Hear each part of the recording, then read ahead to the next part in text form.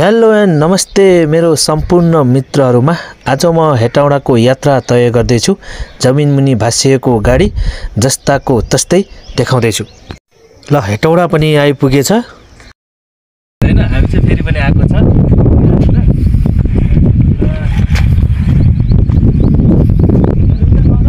यो हैन अब के रे पाठ पूजाहरु चाहिँ निकाले रे। अब त्यो पाठ पूजाहरु देखाउने सेकेन्ड पार्ट मेरो वहाँ गाडीको पार्ट पूर्जाहरु चाहिँ निकालेर राखेको छ। गाडी नै चाहिँ भेटेको छैन, एउटा चक्का भेटेछ अनि अरु यस्तो ल सबै बन्द गरिराखेको छ है गाइस। यही हो खाल्टा, हेर्दा यति खाल्टा खनिसक्यो। हुन्थ्यो पठाइदियो भयो त, त्यो सुकाइदियो अस्ति नि त थिएन यस्तो सुकाइ। गाइस अब चाहिँ हैन यो पार्ट पूर्जाहरु भेटेछ रे। अब एउटा सिंगै गाडी डुबेको हैन, यो खाल्टोमा डुबेको। अनि त्यसपछि फेरि यो डुबेर पछि कति 19 दिनपछि चाहिँ यो गाडीको चक्काहरू चाहिँ पुरा धोस्न पाटपुर्जा भएर निस्केछ। यो अपत्याउँदो छ के, यो कसरी विश्वास गर्ने हैन। माटो मुनि दबेर अनि टुक्रा टुक्रा भएर आउँछ नि त, घट्टोमा मकै हाले जस्तो भएन। त्यही भएर चाहिँ अब हेर्दै जाउँ हैन। यति चाहिँ निकालेछ, अब फेरि पछि कस्तो हुन्छ हैन देखाउँदै जानेछु है त। ओके, अलिकति अब यो खुसीको कुरा भनौँ कि दुःखको कुरा भनौँ हैन। अब तपाईहरुले यो एक्सकाभेटर मार्फत चाहिँ निकाल्नु भयो हैन, कस्तो लाग्यो तपाईलाई? मलाई चाहिँ के भने यो सारा मान्छेले आदि जस्तो नदेख्ने चाहिँ आश्वासन भन्ने एकातिर त्यस्तो कुराहरू कानुन चाहिँ हाम्रै नेपाल प्रहरीका वरिष्ठ पदका एसपीहरू लगायत उहाँहरूले पत्याउनु भएको थिएन यो कुरा। यस्तो पनि हुनसक्छ भन्ने कुराहरू भइराखेको होइन सर, यो यस्तै भएको भन्दा उहाँले विश्वासै गर्नुभयो के हजुर है।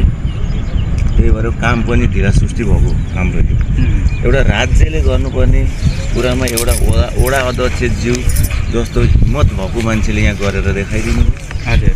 सम्बन्धित निकायहरू चाहिँ निधाएर बसे हजुर हैन। आज हिजो 19 दिन हुँदासम्म पनि एउटा राज्यले यत्रो पहल गर्नुपर्ने ठाउँमा यो चाहिँ चुपचाप आउने हेर्ने मात्र गर्नुभयो हजुर। यो केही पनि गरेन हाम्रो। तर यहाँ 16 नम्बरका वडा अध्यक्षज्यूले हिम्मतका साथ काम गरेर देखाइदिनु हजुर। उहाँले राज्यलाई गरेन भने म आफ्नो लगानी लगाएर पनि निकाल्नुपर्छ भाइ, तपाईँ चिन्ता नगर्नुहोस् भनेर मलाई चाहिँ आश्वासन दिनुभयो। खासै केही गरेको छैन हैन। अब वडा अध्यक्षलाई आफैले हिम्मत लगाएर निकायहरूबाट पत्रचार गर्नुभयो के अब नगर्ने रे। अब यो वडाले चाहिँ म सक्दिनँ। अब माथिल्लो निकायले गर्यो भने चाहिँ यो हैन। अब माथिको मान्छेले चाहिँ सबै थोक हेरिसकेपछि चाहिँ यहाँको वडा अध्यक्षको मार्फत चाहिँ यो काम भइरहेछ। अनि मलाई चाहिँ अब मेरो मनले चाहिँ के भन्छ भने यो अलि अपत्तारिलो छ कि। अब एउटा सिंगै गाडी यो खाल्टामा डुब्यो, अनि यो खाल्टामा डुबेपछि अनि जस्तो हामीले त्यो हुन्छ नि उमा मकै हाले जस्तो के, घट्टोमा मकै हाले जस्तो चाहिँ अनि मकै पिसेर आए जस्तो चाहिँ पुरा यो गाडी चाहिँ यसरी पिस भएर आएको छ। अनि यो पिस भएर आइसकेपछि अब यो अब पत्याउँ कि नपत्याउँ हैन। अब त बाँकी अपडेट आउनै बाँकी छ, त्यसपछि चाहिँ हामी फेरि देखाउने छौँ अपडेट। तर अहिलेको लागि चाहिँ हो पनि भन्न सकिँदैन, होइन पनि भन्न सकिँदैन कि, त्यस्तो अवस्थामा छ।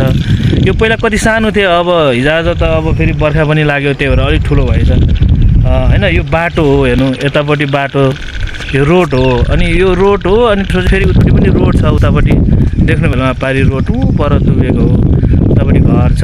यतापट्टि अब यो त सुकायो हैन, यहाँ पनि माछा पालन थियो, उता पनि माछा पालन छ। उता पनि हेर्नु, वहाँ पनि हेर्नु, उता चाहिँ पानी सुकाएको छैन।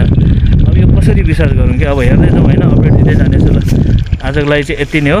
तपाईँहरूले हेरेर हैन कस्तो प्रतिक्रिया दिनुहुन्छ कमेन्ट गर्दै गर्नुहोस् है त।